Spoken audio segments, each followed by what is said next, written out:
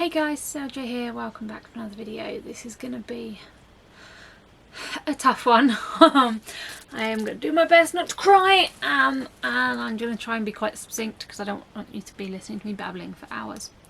So I wanted to come on and just give you an update because I've been gone. It's now the start of June and I've basically been gone this year.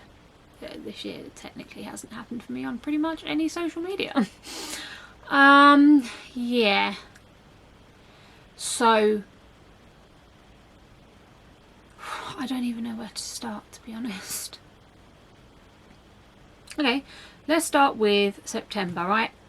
I went back to work after all the time off for COVID and it being really difficult and me working from home and then going in and and catching COVID from school and all of that. You know all about that. There is a video on it. I will link to some background information. Okay, so September I went back to work and was building up my hours and was back doing my full time, 3 days a week, doing all my stuff, smashing it, actually succeeding at doing my job. It was great. We break for Christmas, which I was like, thank God, because I need a break. Don't get me wrong, I was doing it. I wasn't doing it easily, but I was doing it. I was being functional again. It was great. So over Christmas, I catch tonsillitis. So bad that I nearly ended up in hospital with it. The doctor didn't even look down my throat before saying, "Oh, them tonsils are big." I literally walked into the room and they could see them. So yeah, they gave me antibiotics for that. That was fine. So that was on the 22nd I started feeling ill. By the 28th I was feeling much better. So we've got a small group of people who I really trust, who are really sensible, who on New Year's Eve we were going to get together at their house and play board games. It was only going to be 5 of us, I think, in total, 6 of us. 5 or 6 of us, and I trust those people completely. So that was that. So as I do, I'm going to test before I leave the house to go and see people.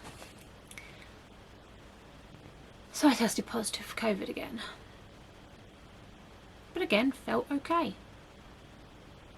Because this was in the morning on the 31st. No, I lied, sorry, this was...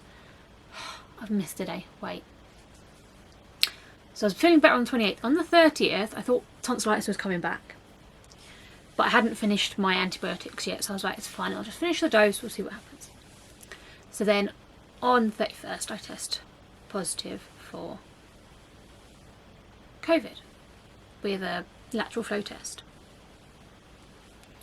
Because of my health conditions, I had to keep a full-on test that you send away in the house. I still have to have one now. They said you need to keep it on you so that the second you are symptomatic you can send it. And I was like, well, I'm not symptomatic yet, so it's fine.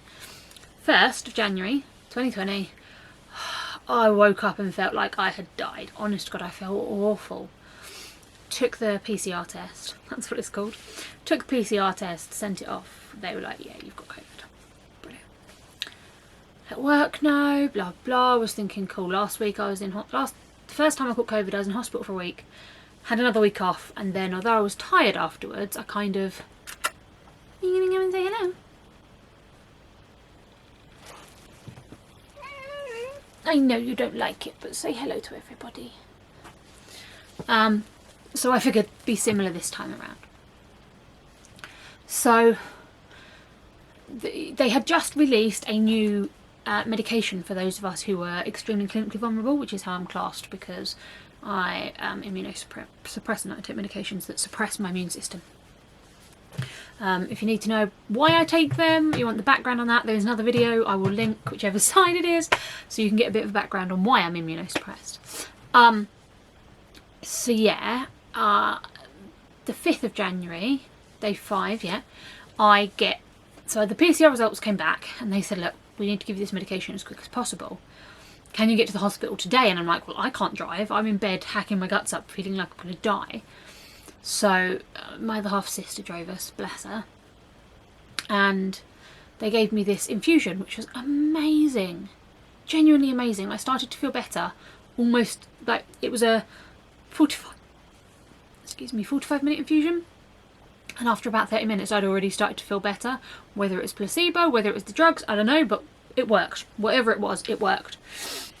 So from that moment on, I started to make improvements, which was great.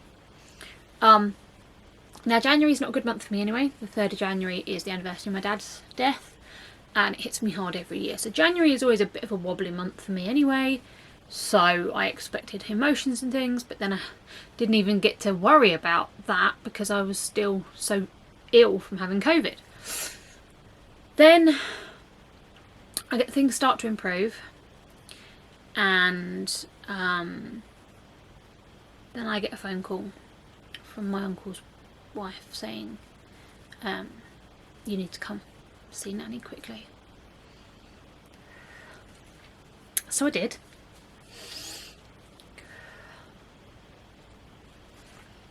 Sorry.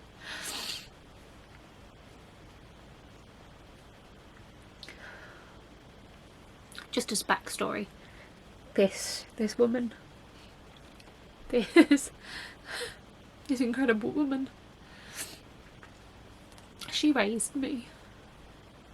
My childhood was not good. I had good moments at dancing when I was with my dad, but generally my home life was not good. So she raised me, she looked out for me, she fed me, she clothed me, she was an angel. And she's also bloody hilarious.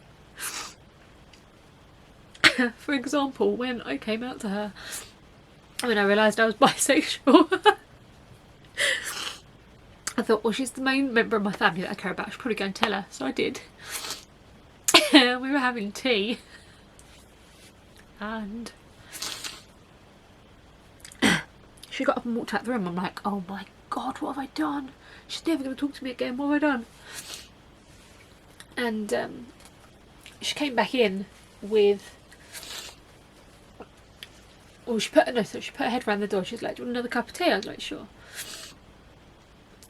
This was back when I used to drink tea, and she didn't say anything. She came in, she put the teas down, so I was like, okay, I guess I've told her, you know, I've done my part. We're probably never going to talk about it because, you know, she's of that age, she's of that generation. I would love for them to change, but I know how hard it is to change something that I went through 15 years of life believing and being told, whereas she's had like many more years. Anyway, she sat down, she put her hand on my knee and she said, well, I'd rather you brought home a girl than a black guy. To say I was dumbfounded is an understatement. I did not know what to do, what to say, where to look, like, oh my god. And I told a friend of mine, it's okay baby, I'm alright, I'm okay, I'm just a bit sad, it's okay. I told a friend of mine who is, she's one of the loveliest people I know, but she is very much big, loud, proud African warrior goddess. She's incredible. And she's like, tell you what, I'll pretend to be your girlfriend at the next family reunion. I was like, oh my god, that's so good. We never got round to doing it at the end, but that would have been hilarious. Anyway, I digress because I needed to smile. Yes, so she raised me. She was fucking amazing. She had an alcoholic father, an alcoholic daughter. She had a daughter who died really young. She's put up with some shit. She is an incredible woman. Like, at 82, I think it was, she moved in with my uncle so that there was always someone around for her. She had her own little granny flat there. Then he and his wife started fighting and got a divorce, almost got a divorce, because she cheated on him, and so my nan moved out. So at 90, she bought herself a new house. Magrat! Hey! No! Leave the flower alone. Magrat! Hey! There is a flower on my floor and she is chasing it. Magrat! Bear with me. So this was on my floor and she was chasing it. Little madam. Anywho, yeah, so this woman was incredible.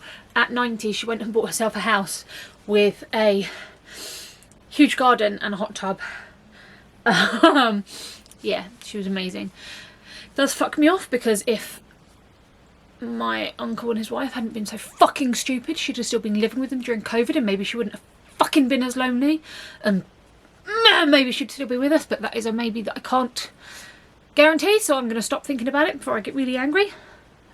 Yeah, so they called and said you need to come see her, so we drove up, and yeah, it was not good.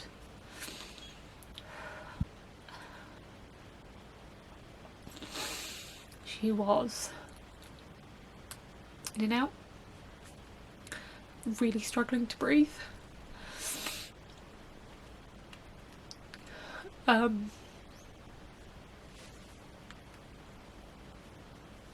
Yeah, apparently it had been a while, but she was too stubborn to ask for help, same as my dad was.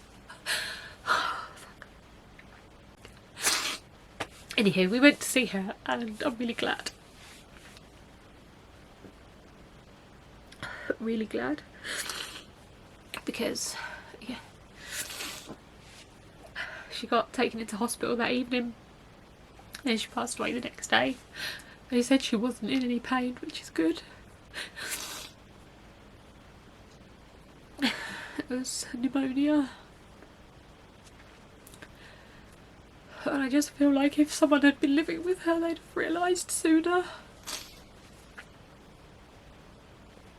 But, you know, there's no guarantee. Maybe it did just come back quickly, who knows. She was at 94. Problem is, I've got two nans that are 94. And before COVID, I wasn't worried about Nanny Jew. I was worried about the other one, who I don't get on with as well. She's lovely, but I don't get on with her that well. And we're just not as close. And because my aunt looked after that nan, that my uncle didn't bother with this one, I feel that's why she didn't make it through the last 2 years of loneliness and desperation and scared, lonely, and yeah. And because of COVID and how shit I've been, I wasn't even able to visit her that often. And I tried to get her to FaceTime with me, but she really struggled to do it and to remember the instructions. So, yeah.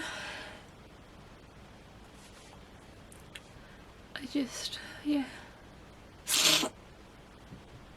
So yeah, she also passed away in January. Late January. Let me retry that. She passed away in January as well. I fucking hate January. And then her funeral was in February, so now February, there's a date in February that's also tarnished for me. But anyway, long and short of it, that has hit me hard, as you can tell. Her birthday's the start of June, so I've just had the first birthday without her as well, so that'll be something.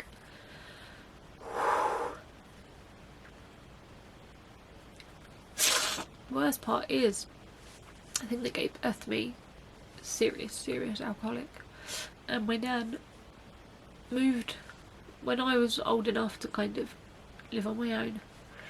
My nan moved down to where my uncle lived to get away from the thing that gave birth to me, and she just followed her. She just never let her be, and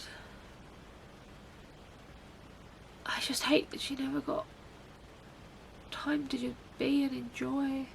She was amazing at bowls though. She was winning championships in her 90s, 92, just before COVID. She won another championship at bowls. You know, it's amazing. She was so full of life. And then COVID just, she just fell apart because she was so alone. My uncle was too scared to visit her every day because, you know, and as long as you're being sensible, like, I don't know how you could do that to someone you love. I didn't have a choice. You know, I was too ill to make the drive, and my other half doesn't drive. So, yeah. That was that. I was expecting to be back at work in February after I dealt with the loss of my dad and things like that. And just, I never really recovered from COVID. The cough went, thank God, because the cough I thought was going to like literally cough up bits of lung. They were worried I had bronchitis at some point.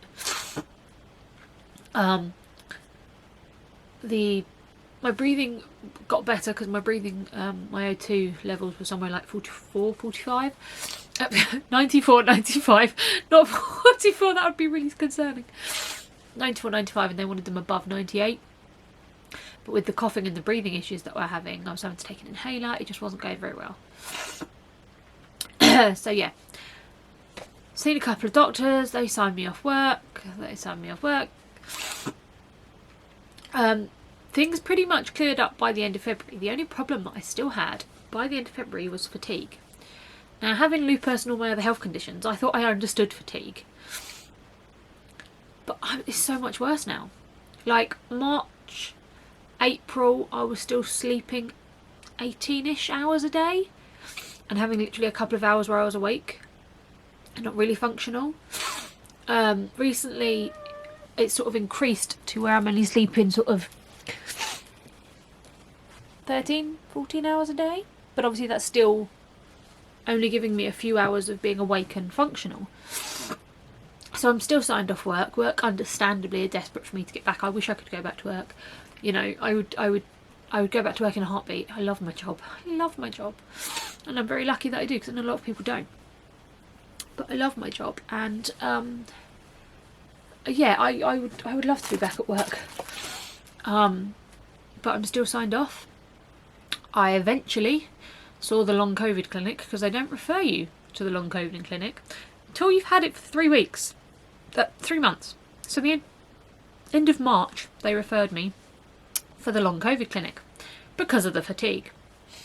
I then get a letter, well I got a phone call, sorry, and then the letter to confirm, from the long COVID clinic, who said, well, your lungs are fine, you had an x-ray, your lungs are fine, your bloods are fine, you may want to up your vitamin D.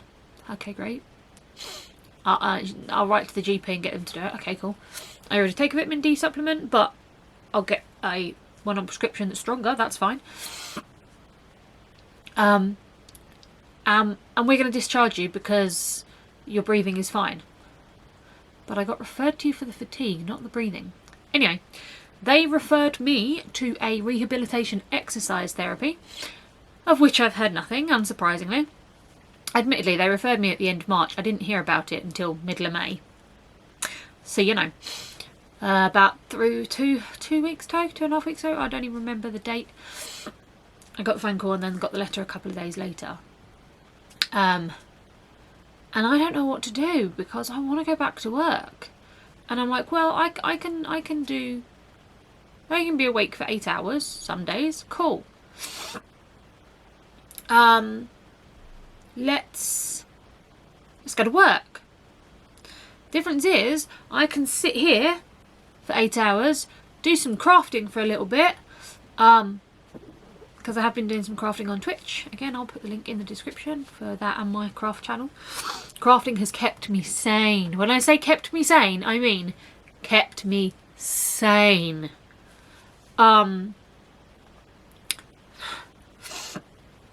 It's one of the few things that I can do. There are things I can do lying down if I need to. There are things I can do sitting up. There are things I can do that are more hand use. Things that are less hand use when my hands are bad. Crafting has kept me sane. Sorry, I've got an itch right in the, like just above my, what's this bit called? Earlobe. Just above that. Yeah, but sitting and doing something is not the same as going to work, because as a teacher you've got to be aware of where all the kids are at all times, as well as know you're starving, know you've got to be able to jump up and physically chase after them. I can't even walk my flight of stairs without having to sit down at the end. Like, this fatigue is killing me. So I'm doing what I can where I can. Work is obviously desperate for me to come back, so I don't know quite what's going to happen because they're already planning for next year, and I can't tell them if I'm going to be okay next year, and that kind of freaks me out. just a little bit. So yeah, that's kind of my life right now. If you've got any questions or anything, pop them down in the comments. If I said something that didn't make sense or you want a bit more explanation, let me know. But basically, I am sleeping a ridiculous amount. Oh no, there is one more thing. I'm finally off the steroids, which is great, but my hands hurt. In fact, everything hurts. Pains that I'd forgotten that I once had whilst on the steroids have appeared with a vengeance. So my knees, my ankles, my shoulders. Yeah, I'm in a lot more pain than I was before the steroids, and obviously they're not going to increase my medications because they've already said they're on the max doses. Even though when I say those medications don't help at this dose, they won't give me another medication, but that's a different rant. Yes, I'm finally off the steroids, which is good in terms of like having been on them for fucking 3 years at quite high doses, which is not good, which is why I developed Cushing's. I do have a video, I will link it if you are interested in my response to being on steroids. Meow. She's too cute. See if I can catch her on camera. Of course she moves. Of course she moves. Well, that didn't work. Yeah. So that's where we're at. It's a lot. I know it's a lot. I apologise for throwing a lot at you in this video. Please give it a like and consider subscribing if you want more. I don't know. Tragic tales of my health? No. More trials and tribulations of my life. They're not going to be that many videos where I'm sitting and crying. Honest to God, I hope.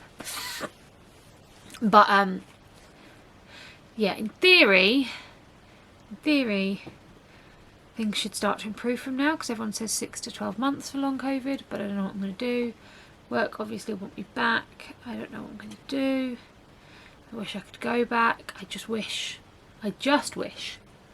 That's all. This fatigue is killing. It's such a drain, as you can hopefully not imagine. I wouldn't wish this on anyone. The other fun part is that every time I see someone about this or speak to someone, they're like, yeah, but you've got lupus and sero-negative arthritis and surgeons and Raynaud's and fibro and it could be those rather than long COVID. Yes, it could. So what are you going to do? I can't tell you which one it is. I can just tell you how my body's feeling. Anyway. Yeah. Any questions, any comments, leave them down below and I will try to get to them. If I've missed anything out or if you want some more information, let me know. And yeah, that's going to be it from me. Thank you for watching if you got this far. If you have got this far,